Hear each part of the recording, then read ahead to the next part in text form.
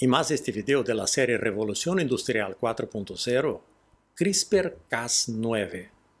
Vamos a ver qué es, cómo se ha desarrollado esa tecnología y en qué se puede usar.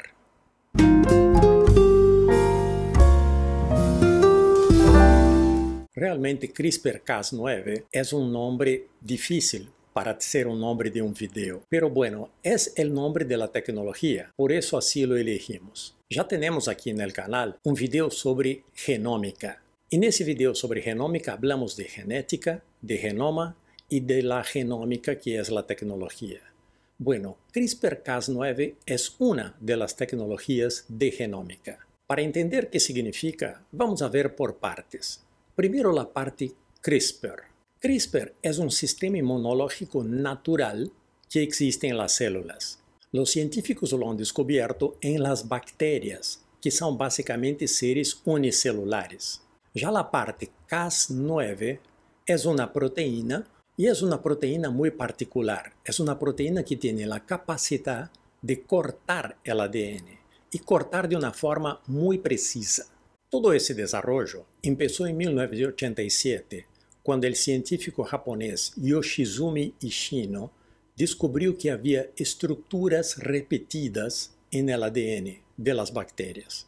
En 1993, el científico español Francisco Juan Martínez Mujica profundizó el estudio de su colega japonés y creó el nombre CRISPR.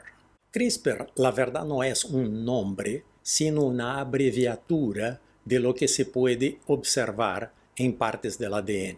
Es la abreviatura de Clustered Regularly Interspaced Short Palindromic Repeats, que en español se podría decir repeticiones palindrómicas cortas agrupadas irregularmente interespaciadas. Sí, se tiene que leer todo ese nombre. Luego, en el año 2012, en un trabajo desarrollado en conjunto entre la científica norteamericana Jennifer Doudna y la científica francesa Emmanuelle Charpentier, encontraron una forma de programar CRISPR para editar los genes. Y fue el momento en que se desarrolló la tecnología CRISPR-Cas9. Esa tecnología avanzó tanto y pasó a ser tan dominante en la parte de edición de genes como es hoy, que en el año 2020 estas científicas fueron galardonadas con el Premio Nobel de Química.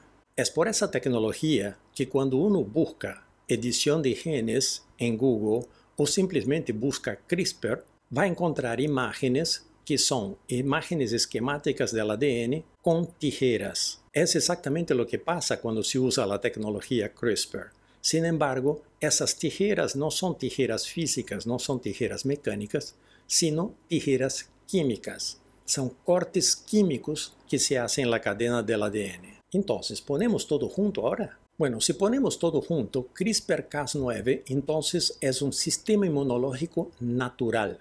Existe en las células. Se descubrió ese sistema en bacterias, pero bacterias que estaban siendo atacadas por virus. Y ese sistema trabaja químicamente, o sea, hace los cambios que tiene que hacer en la cadena de DNA de forma química y trabaja de forma muy precisa, o sea, funciona con mucha precisión. Y lo que los científicos desarrollaron, o mejor dicho, las científicas, las doctoras Doudna y Charpentier, lo que ellas desarrollaron fue la metodología de cómo programar CRISPR para editar los genes que queremos editar. Bueno, ¿cómo funciona eso en la naturaleza? Vamos a ver entonces cómo funciona CRISPR en la naturaleza. Cuando un virus ataca una bacteria, lo que quiere el virus es depositar su material genético en la bacteria, para con eso utilizar la bacteria para multiplicarse. O sea, los virus se proliferan muy rápidamente justamente por ese tipo de proceso. En la mayoría de las veces, la bacteria es la víctima en esa guerra. La bacteria pierde la batalla contra el virus. Pero en los casos en que la bacteria vence la batalla, su sistema inmunológico es el que frena el ataque del virus. Y cuando logra frenar ese ataque, lo que hace CRISPR es preparar una copia del material genético del virus. ¿Para qué? Para resguardarse de nuevos ataques del mismo tipo de virus. ¿Y qué hace con esa copia? guarda en el ADN de la bacteria. Por eso las repeticiones que fueron identificadas en 1987. Trabajando en conjunto con la proteína Cas9, Cas encuentra la posición en el ADN de la bacteria donde tiene que poner esa parte de material genético del virus. En el momento que encuentra esa posición y la encuentra de forma muy precisa en toda la cadena de ADN, Cas corta el ADN e inserta la cadena genética del virus en una parte del ADN de la bacteria. Se puede decir entonces que Cas edita al ADN de la bacteria. Ese es el proceso, es el que pasa naturalmente. Lo que se desarrolló entonces fue cuestionando si CRISPR puede manejar el material genético del virus, ¿por qué no darle otro material genético que pueda editar su propio ADN con ese nuevo material genético? Se buscó entonces desarrollar en laboratorio el material genético deseado. Ese material genético se encontró una forma de introducirlo en las células de forma que CRISPR de la célula lo venga a capturar. En el momento que lo captura, CRISPR lo que quiere es guardarlo en el ADN de la célula. Entonces, el Cas9 va a buscar en el ADN de la célula exactamente la posición donde está ese material genético para reemplazarlo. Sí, entonces, en palabras más sencillas, se utiliza el proceso natural, el proceso que ocurre en la naturaleza de las células, para realizar exactamente lo que queremos, que es la edición.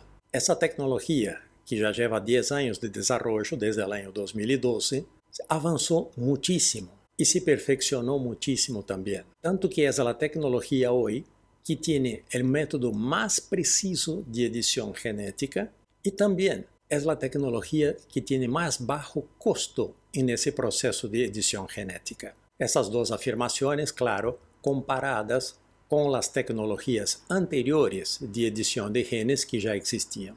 Hoy se usa la tecnología CRISPR-Cas9 en las plantas, justamente para tener las plantas transgénicas. En las plantas lo que se logra es que sean plantas que producen más, producen con más calidad, y también plantas que son más resistentes, por ejemplo, a condiciones climáticas o a plagas de insectos.